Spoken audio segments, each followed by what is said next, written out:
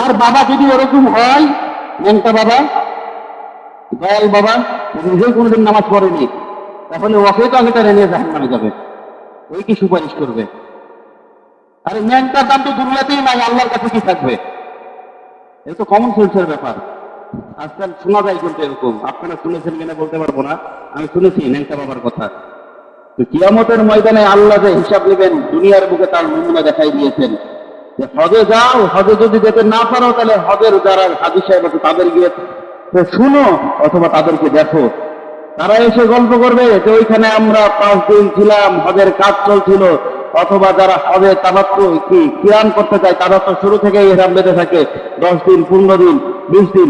বলে আমরা সবাই সমান ছিলাম, ওইখানে কোনো ভেদাভেদ ছিল না, বৈষম্যতা ছিল না, ধনী গরিব ছিল না, সবাই সমান ছিলাম। কিয়ামতের ময়দানেও আল্লাহ তাআলা আমাকে আপনাকে ওই হাসরের মাঠে উঠাইয়া তারপরে সম্পূর্ণভাবে সমানভাবে বিচার করবে। সেই দিন কে অন্যায় করেছে সেই ব্যাপারেও কি হবে না, কোনো ছাড় হবে না।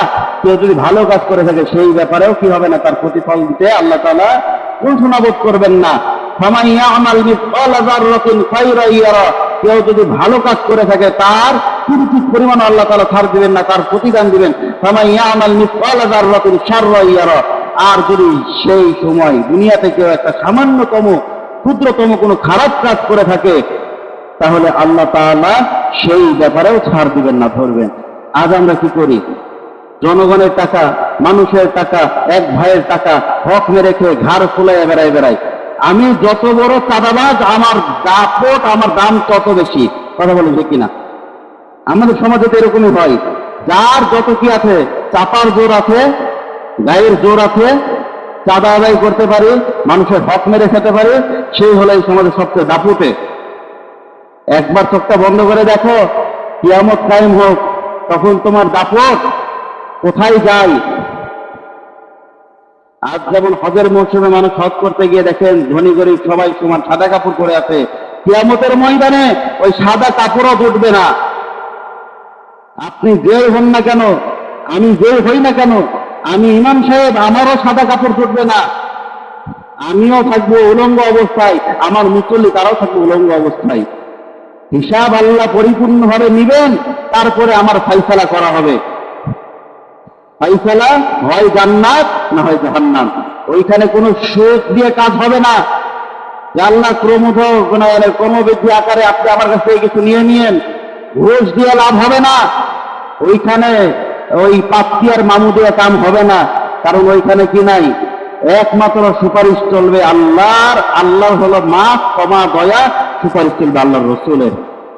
এবং আল্লাহর রসুল কর্তৃক, আল্লাহ তাআলা কর্তৃক যদি কারো অনুমোদন থাকে, আল্লাহ যদি বলে যে হ্যাঁ অমুক অমুক বান্দারা সুপারিশ করতে পারবে, তাহলে সম্ভব। কিন্তু আল্লাহর অনুমতি ছাড়া, আল্লাহর রসুল ছাড়া ওই কিয়ামতের ময়দানে কেউ সুপারিশ করতে পারবে না। আল্লাহর ওলিরাও পারবে না, প্রথম অবস্থায় আল্লাহর ওলিরাও পারবে না। আল্লাহর ওলিরাও ওই দিন ইয়ানাফসি ইয়ানাফসি করবে, হাই হাই আমার কি হবে।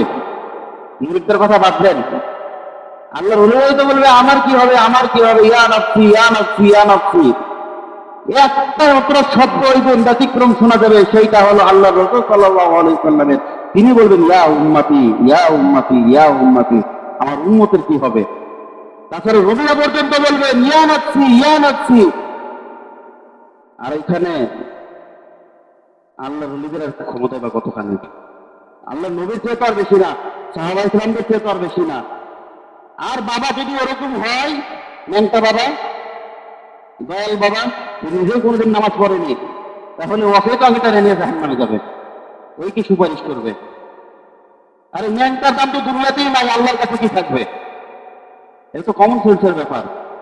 আজকাল শোনা যায় কিন্তু এরকম, আপনারা শুনেছেন কিনা বলতে পারবো না, আমি শুনেছি ন্যাংটা বাবার কথা। ন্যাংটা বাবা বলে আছে। আরে বাবা ন্যাংটা হলে ওর সন্তান আবার কি হবে? বাপে যদি ন্যাংটা পাই, সন্তানে কি হবে? ন্যাংটার ছেলে ন্যাংটা, কত তো এরকমই হয়।